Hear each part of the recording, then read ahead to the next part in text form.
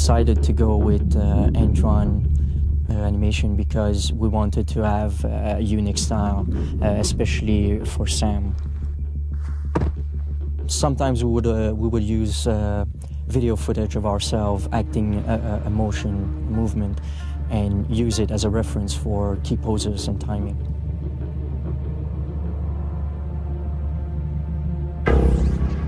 For a complex move like the split jump, we go directly to 3D, applying the basic animation notions until it fits the style. The inspiration came from a lot of sources.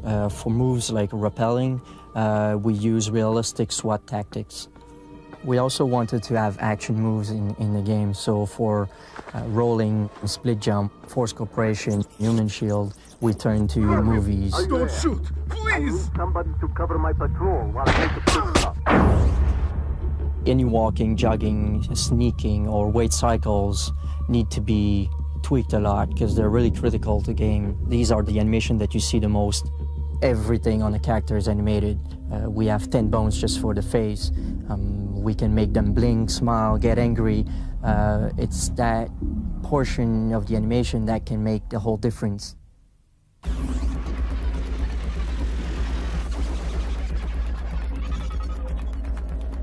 The first step in level design creation is to have the artists create a huge bank of models.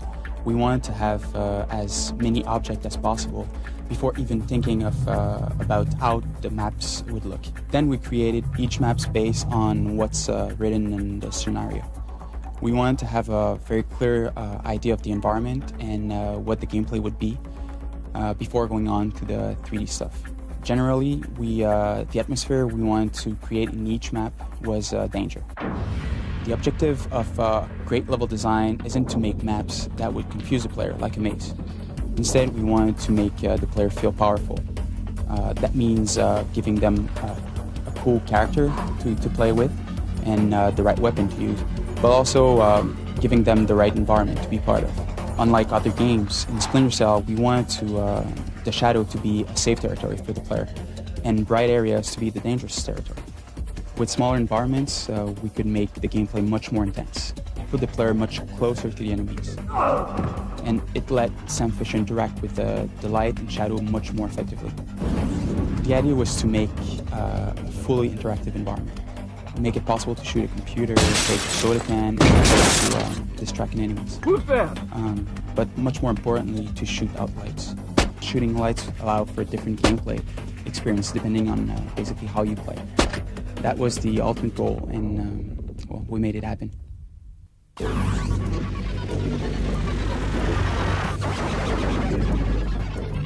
We have kept the bright flame of American freedom burning throughout the world.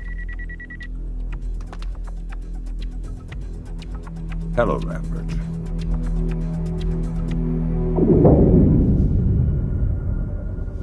As far as the research that went into coming up with Sam concept and looked, we looking at the script was describing Sam as a seasoned veteran, really like a career soldier basically, and all the background that was described in the script was the fact that he was an ex-CIA operative, also an ex-Navy SEAL team member. So one of our first idea was to have Sam sporting white hair.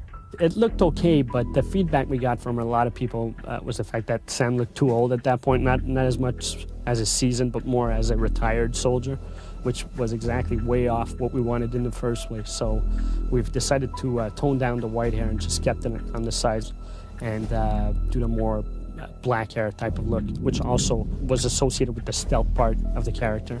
So we've decided to go for that for the final concept.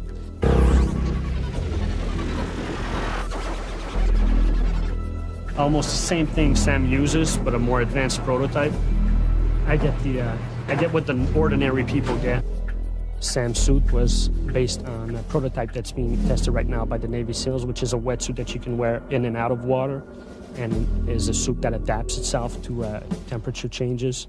We thought it would just fit the character, basically, since our game is based on a near future type of setting.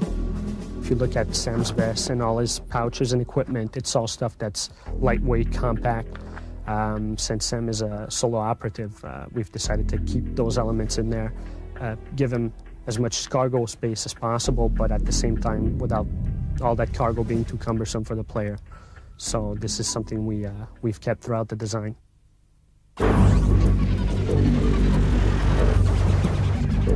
Sam's goggle became an important part of his appearance because we wanted to come up with a design that would make that character recognizable to the player as much as Batman is recognizable to a lot of people, just the cape silhouette with the pointy ears. We wanted to have something that would have the same effect, so the silhouette with the 3 dots, which are actually lights emanating from the night vision.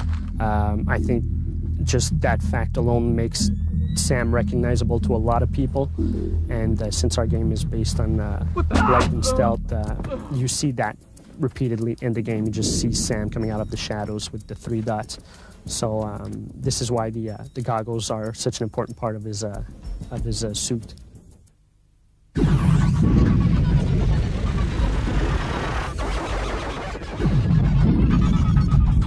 So in order to create an environment rich with shadow, we had to design a dynamic lighting system. We had to start with a very strong base engine. We chose to work with the Unreal Engine because it offered the power and the flexibility we need. Everything in the game world casts a shadow. This means that the player could interact with light and shadow like never before. They can use shadow to hide in. They could also detect enemies by seeing only the shadow. We realized that Splinter Cell had a lot of unique elements, but we wanted to attract players on the game on a visual basis. We had to get them to pick up the game first before they could discover all the other features. So we had some visual touches like the soft physics system, which use what we call soft body. Soft body are anything in the environment that isn't solid, like curtains and flags. This was the unique visual that we need to differentiate Splinter Cell from the other game.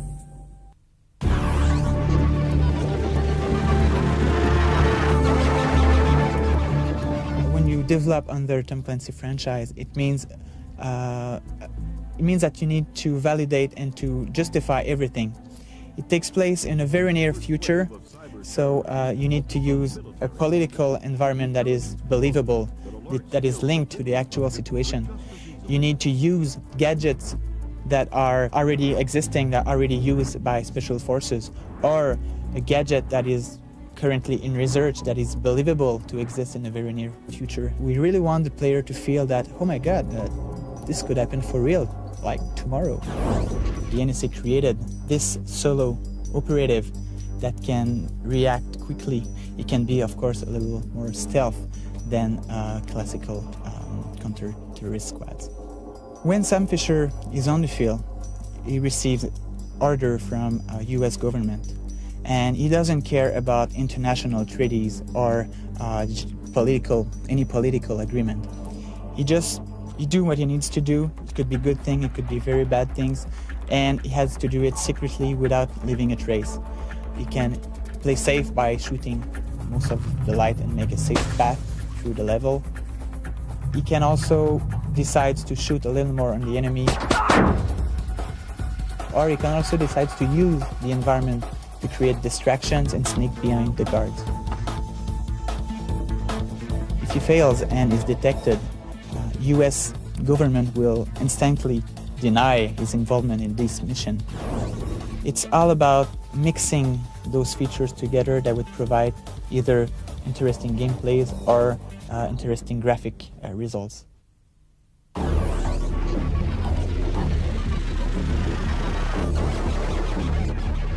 The level designer's job is really to build the content of the game. They build the actual environments. The game designer is responsible for the core design and the core mechanics and the core systems of the game, and sort of making sure that from level to level, the progression of difficulty, the gameplay challenges progress in a way that the player can keep up with the challenge. You need to make sure that things are consistent, that the player is learning from level to level how to pass the necessary challenges, and those challenges aren't just changing randomly from level to level. A door always needs to open the same way for the player. Guns need to work in a consistent fashion. All the systems need to be consistent because you can't keep teaching the player the same systems again and again. You have to make sure he learns them once and then is able to build on that knowledge rather than having to learn the same things multiple times. You can start with a very simple challenge in an early level, like level 1, you'll learn how to climb a pipe. Come level 3, you'll want the player to have to climb that pipe again, but in a slightly different, slightly more challenging scenario where there might be an enemy looking out the window.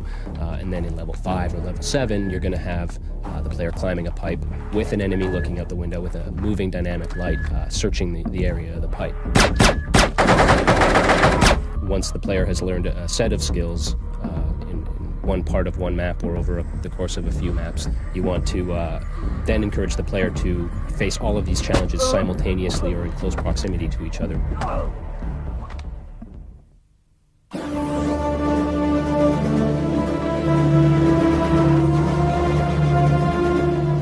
When we're going to this whole Cold War espionage sneaking around thing, we need to develop the sounds and use sounds that are going to benefit the darkness and still work. So we did use a few, let's say, ethnic instruments in the areas that we're at. When we're in Georgia, we have some Georgian guitars and Armenian voices, and when we're in Burma, we've got some Burmese voices and some Burmese drums and things like that.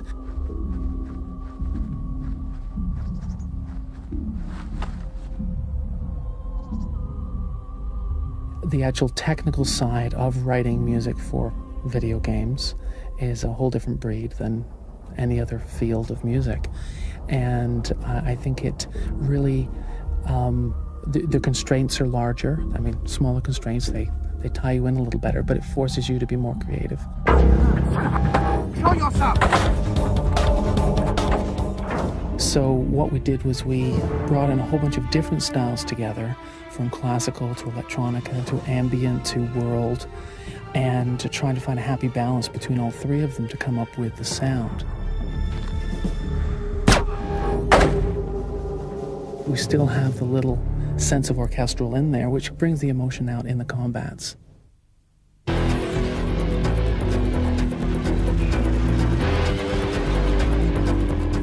The openness of the gameplay has a tendency to trigger multiple events. The fact that you can pursue your investigation as the character, we can quickly run into trouble there where you've set off alarms, you're in the middle of a conversation with Lambert, you're being attacked by guards, and you're trying to hide and you've got your night goggles on. The fact that all of those things could happen at the same time makes for quite a lot of complexity in the design. Making the sounds for the video game is very similar to the way you make sound for a movie. I think that probably the most important thing is to be able to have oral imagination. That's to say, be able to imagine in your head how it should sound and then be able to produce those sounds. Making Sam Fisher truly sympathetic, because at some levels, he's a ninja guy. He's highly trained and very cool, calm and collected. At the same time, you want to have a connection with him as a human being who's facing danger. So actually giving him an oral signature that made you really feel that you were that person as a player. I provide as much context as I can to the people that are producing the resources, giving them as much information as I can about what's going on in the game, where this sound will play. We don't recycle sounds. Our sound effects are created from the bottom up. When we have a gun sound, we record a gun, and it's that attention to detail with all of the sounds and making them be truly unique for this game.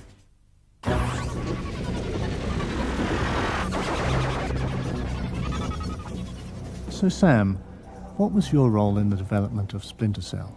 My role in the development of Splinter Cell? Well, first Ubisoft brought me in as a technical advisor. For the sake of realism, they wanted input from someone who actually, somebody who actually does this kind of work. But you ended up being the star. How did that happen?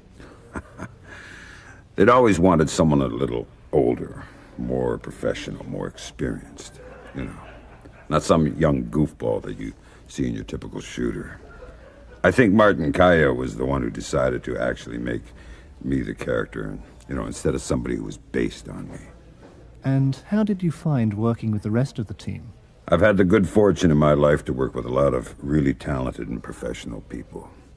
U.S. Navy SEALs, folks at Third Echelon, all real pros. It was no different here. What was the hardest part of the job? Without a doubt, animation. The decision was made that they didn't want to use mocap. They wanted a more artistic feel, so it's all done by hand. So here I am, hanging off everything in the office while Steve and the animators are filming me, to see how I move. Man, I must have spent hours doing the split jump. I hated that part of the job. Speaking of the artistic feel of Splinter Cell, what are your thoughts on the game's graphics? Well, most of my experience with video games comes in the form of military training simulators. Needless to say, we're not even the same ballpark here. The fact that Splinter Cell uses light and shadows, I move from the light into the shadows, hide, I'm able to hide. The fact that they use this as the core game mechanic means that these lights, well, they're dramatic and beautiful, but they also create a real dramatic tension and evoke a strong mood. One more question, Sam. What about the rumors there is a sequel in the works? Have you signed on for Splinter Cell 2? Unfortunately, I'm not authorized to discuss those matters at this time.